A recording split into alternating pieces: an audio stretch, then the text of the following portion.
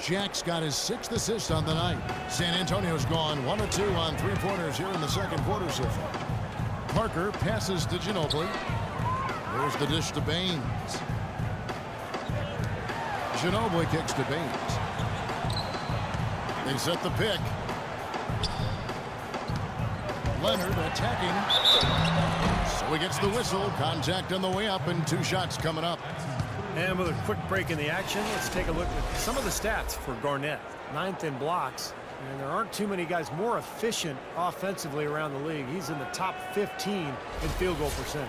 You know, Steve, he's doing what very few players in the league are really capable of, and that's impacting games through his low post defensive presence. And he's one of the best shot blockers in the game in terms of his ranking, so no surprise. First free throw is good. Leonard playing extremely well. He's got 10 points and also a block shot. Splitter is checked in for San Antonio.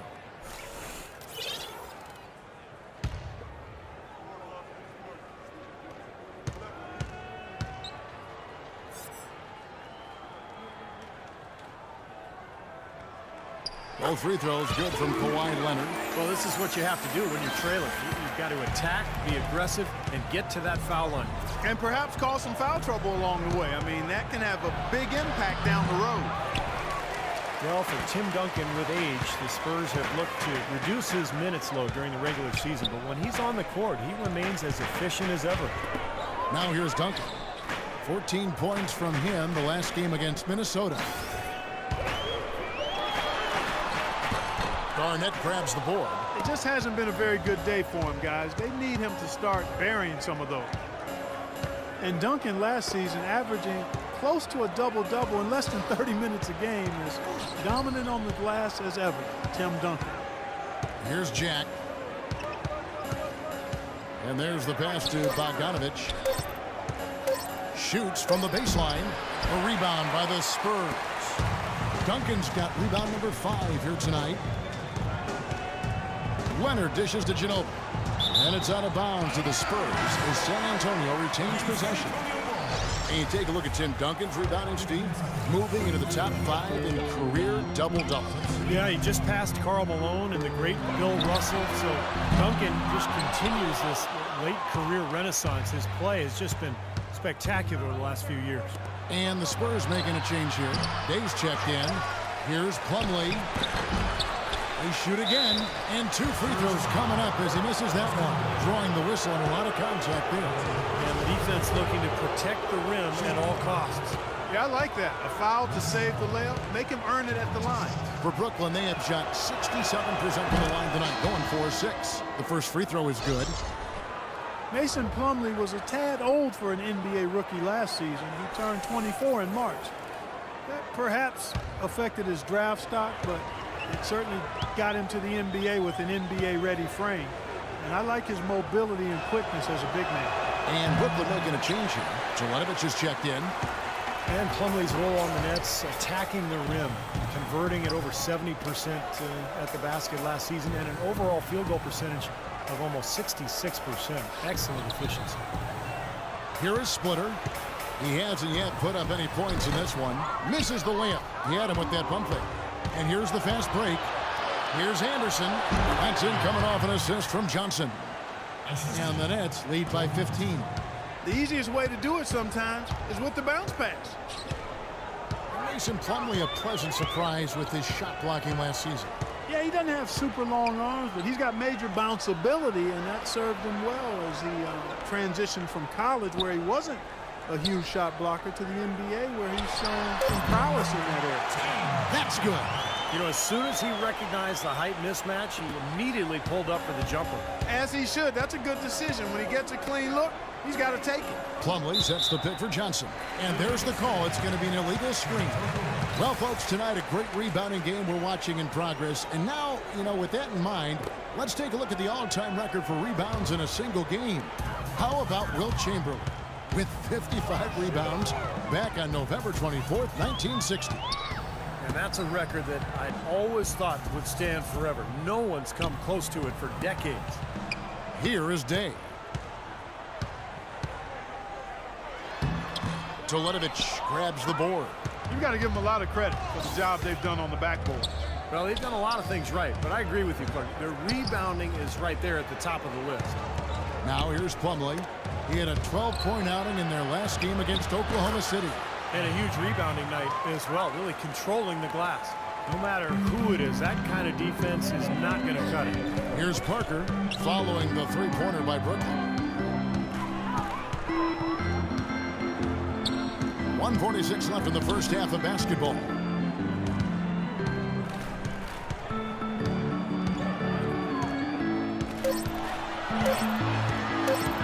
And play stops. Whistle on what looks to be an illegal screen.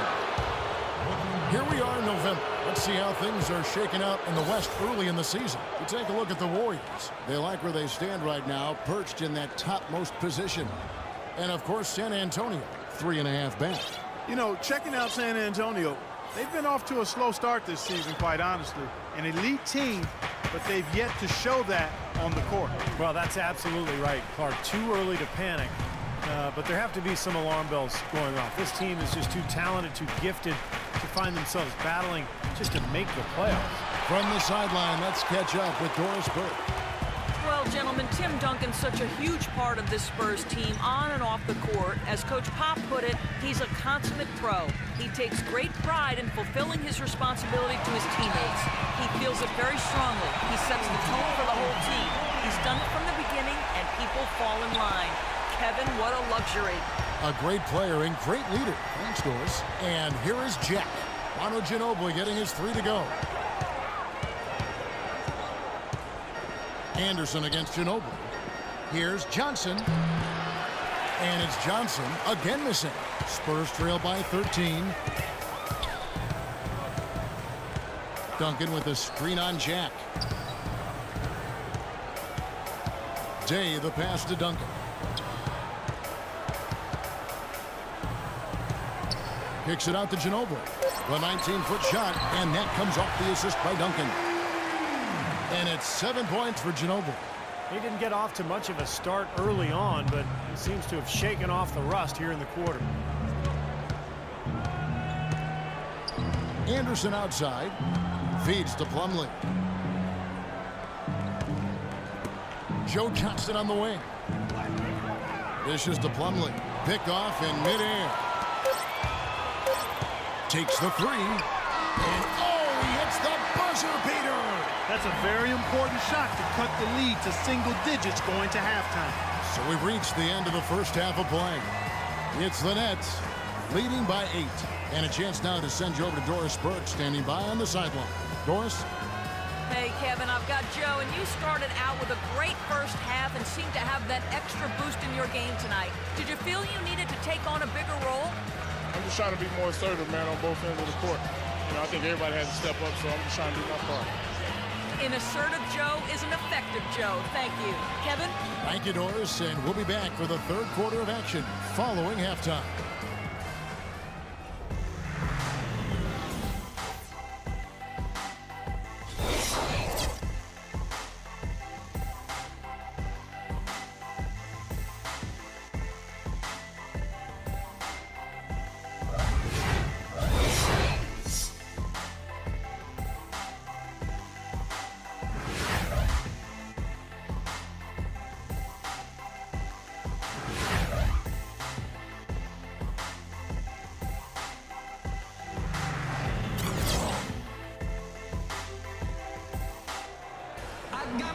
The second half just about to get going here.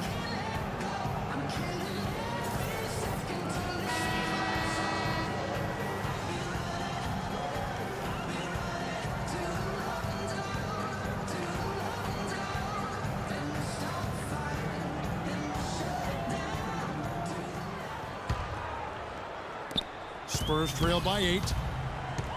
Well, what can you say about the Spurs at home? I mean, they've been dominant here for so long.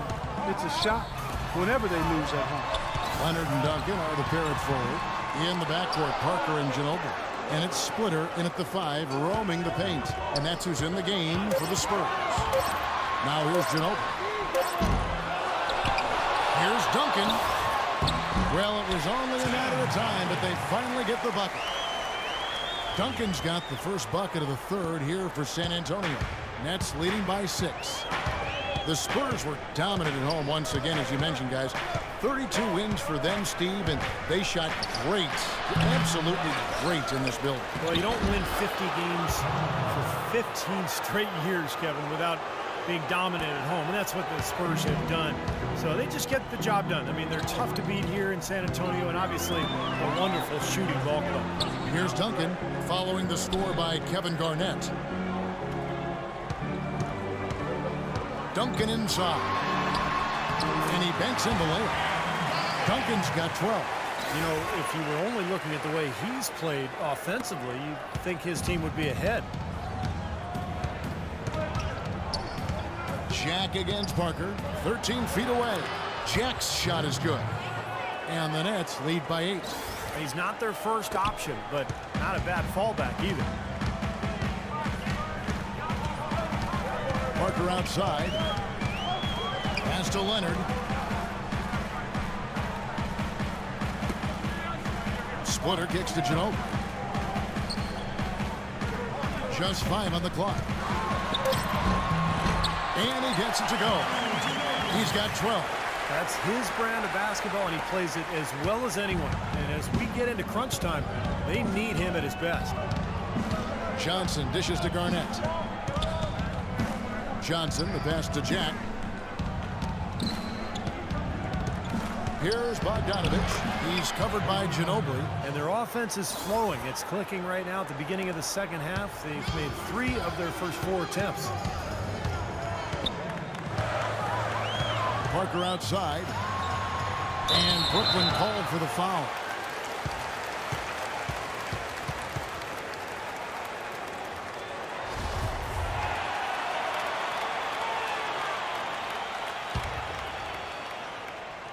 Second half of play with just under 2.5 minutes gone. Duncan kicks to Leonard. 6 to shoot. The feed to Ginobili. For the 3. Ginobili can't get that one to fall. Oh, and a fast break for the Nets. And we've got an injury on the floor. Very unfortunate as always, guys. Don't like to see this. Oh, boy, this is something you hate to see, Clark. You know, it sure is. Injuries, though, are really an unfortunate part of the game, inevitable at times. Hopefully it's nothing serious. Daniel Green, he's checked in for Manu Ginobili. Well, so much was expected of the Nets last year after they made all of their big roster changes. But it was a very slow start for them, and things were not very good in Brooklyn to begin the season. Leonard with the ball, and it's Johnson picking him up. They set the pick. Leonard attacking, and there's a nice one-handed slam. Well, the pick was set at the perfect angle on the floor, and he used it nicely. Well, that's a play we may see from them a few more times. Why not? I mean, when it works, you go back to it. Make them stop you. Now a timeout call by Brooklyn.